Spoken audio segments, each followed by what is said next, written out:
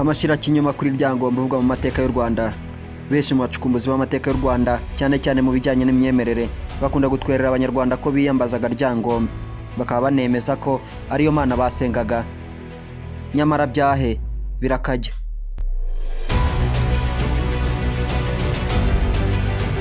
Ryangombe ni umuntu wabayeho mu muryango nyarwanda, yubaka ubuhangange butuma atazima mu mateka y'u Rwanda, ariko ntabwo yafatwaga nk'imana cyangwa se ngo bamusenge, ahubwo baramuterekeraga nk'umuhango wakorwaga mu Rwanda rwo hambere wo kwibuka no kuzirikana intwari zabayemo zitakiriho.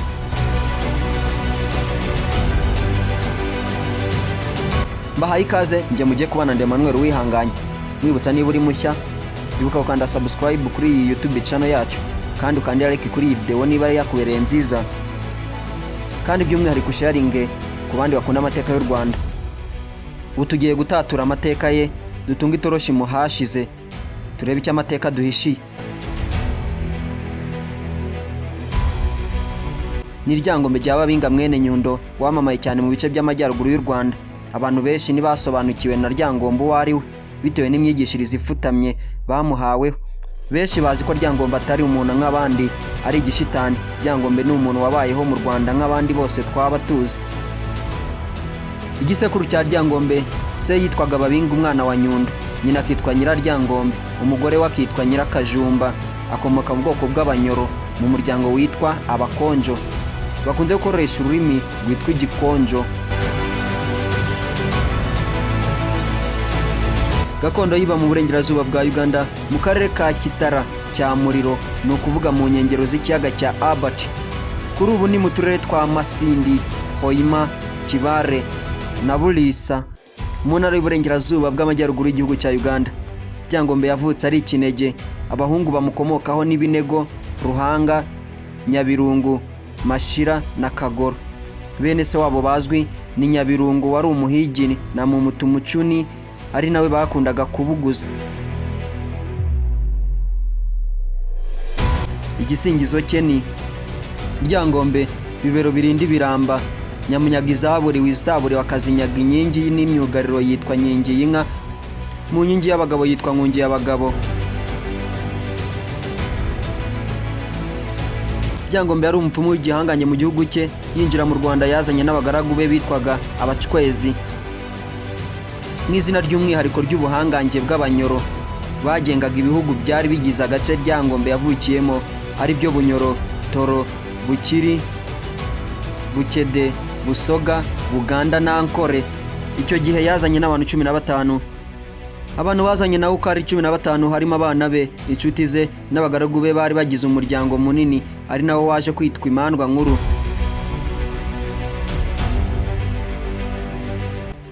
Muri ayo mazina yabo bazanye twavugamo Kagoro, Nyabirungu na Ruhanga. Imandwa yitwaga Ntare niyo yazunguye Ryangombe amaze gupfa. Yari umuntu w'intwari cyane, akaba n'umuhigi w'umukogoto uzi kurasa cyane. Yifashishije imbwa ze nazo zitari nke zirimo Bakosha badahanye, Nyakayonga, babikana umuranzi Ruguma, babika mu Rwinanuriro, Ikinyabutongo Gitoto kimara isimbo. Nyina aramuzi nazamuhumora. Bakosha cyane bakazarushyira imura, Uruyongoyongo rwa Miramba, Buhuru bunuka uruhumbu, n'amaguru ya Sarwaya asize imvura n'umuyaga.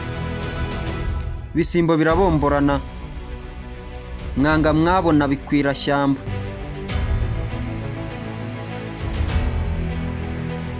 Ryangombe ni imandwa imwe mu zizwi neza mu Rwanda rwo hambere.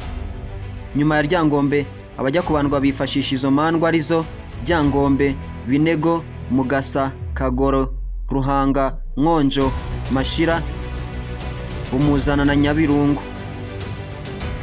Izindi zongerwaho ni Umurengetwe, Umunyoro, Ruhende n'Intare. Ryangombe niwe watangije umuhango wo kubandwa mu Rwanda.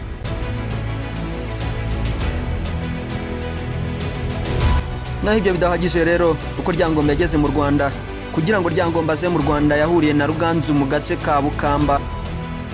Ubwo Ruganzu Ndori yarimo amushakisha nk'umupfumu w'ikirangirire wamuterera inzuzi akamuha intsinzi y'uko azatsinda Nzira ya Muramira, umwami w'Ubugara wari waragize uruhare mu rupfu rwa Sendahiro Cyamatare.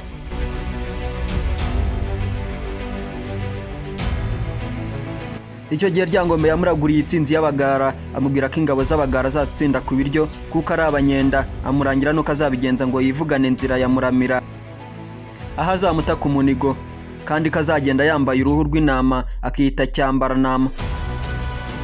Amwihanangiriza kutazagira kandi kazi k'ubugara gasaba kwa Nzira ya Muramira atari ako kwasa inkwi, guteka no guhereza umwami. Nuko Ruganzu Ndori ashyira Nzira ajya ibugara bw'Abacyaba kugenza Nzira ya Muramira ngo azabone uko amuhenenura.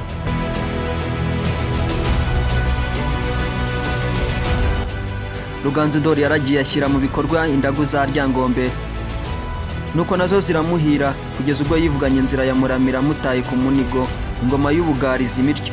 Kuva ubwo Ruganzu Ndori aba inshuti y'akadasohoka ya Ryangombe rya Babinga mwene Nyundo kubw'indagu ze zamwereye.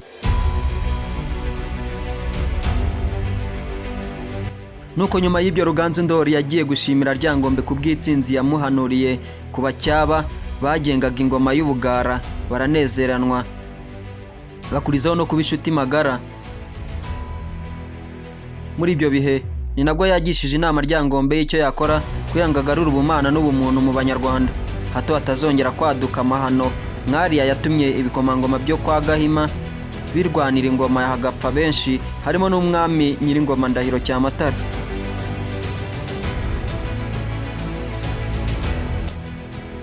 Nuko Ryangombe amwemerera ko agiye gutekereza uburyo yarema igikorwa cyahuriza hamwe Abanyarwanda bagasubira ku isoko, ntibakomeze guhomera ibizi by'ibirohwa.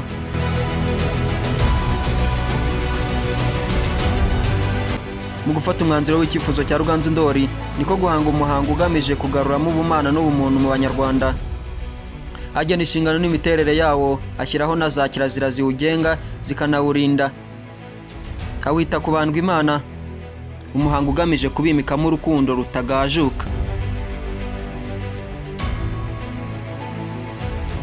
Nuko Ryangombe afata inzira igana i Rwanda n'umuryango we, baza gufasha Ruganzu Ndori ishyirwa mu bikorwa ry'umuhango wo kubandwa Imana nk'ugamije kugarura ubumana n'ubumuntu mu Banyarwanda.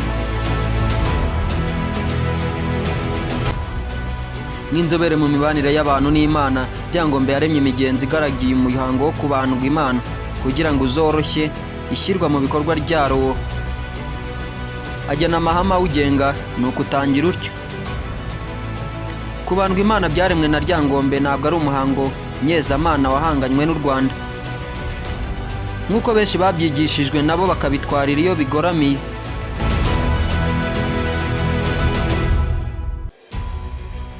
Kubandwa Imana ni umuhango mbonezamubano wahanzwe umeze nka komisiyo y'ubumwe n'ubwiyunge yo kunga Abanyarwanda no kongera kubimakazamo ubumwe n'urukundo. Nyuma yaho bene Yuhi Gahima barwaniye ingoma bigacikira irubi rw'Inyundo, umwami Ndahiro Cyamatare akahagwa, u Rwanda rukamara imyaka 11 rutagira umwami. Aya niyo mashyirakinyoma ya Ryangombe rya Babinga mwene Nyundo wahanze umuhango wo kubandwa Imana, watangiye kubahirizwa mu Rwanda ku ngoma ya Mutara Soro Semugeshi ahasaga mu mwaka w'1543. Ndabashimiye mwese twabanye muri iki kiganiro, by'umwihariko ngiye wakibateguriye kandi nkakibagezaho. Ndi umwarimu, umusizi n'umushakashatsi Emmanuel Uwihanganye. Aya mateka tubagejeho twayahurije hamwe n'ayo twakuye mu gitabo cyanditswe na Sanzabera Jean de Dieu.